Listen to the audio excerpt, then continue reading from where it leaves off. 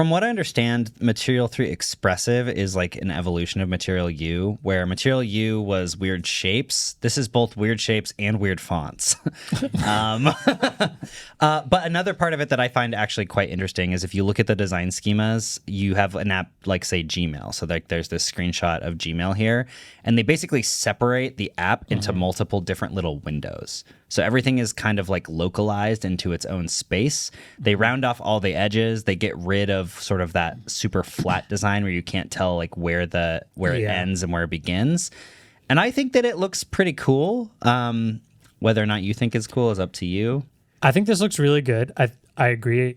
The separation of things makes it easier to find everything. Yeah. I don't know why the send button needs to be 50% larger than all the other buttons and just take up space. Yeah. But besides that, I do think this way of separating things in these like floating menus makes the navigation way easier. Yeah. And they also like the fonts are way different. There's different layered stuff. You guys should check out this article and look at some of these visuals if you get a chance. They're very colorful.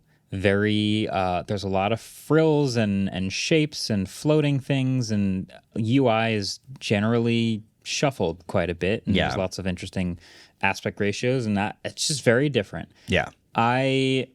My only want is that it's still intuitive. Like if you're going to move things around, at least keep them in places that it makes sense for them to be. Yeah. I actually don't mind in this like Gmail screenshot that the send button is big because that's the biggest button. The biggest thing you're going to use. I'm going to use that's most true. Often. The keyboard is the same size. Like my attachment buttons are a little bit more easy to find.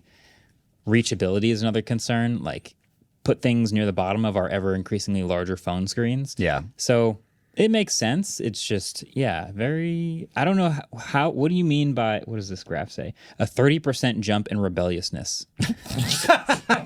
What? That send button's rebellious, Marquez. What does that mean? Yeah. I don't know. How do you make a UI rebellious? So that's the story. There's a button that says, I'm going to sue Google. Imagine in Photoshop, there's like a rebelliousness slider and you just slide it up and make it more rebellious. The send button turns into a hammer. Yeah. What is happening there? Yeah. I do like the way it looks better though in this Gmail concept because it does, like to your point, Marquez, about it remaining intuitive.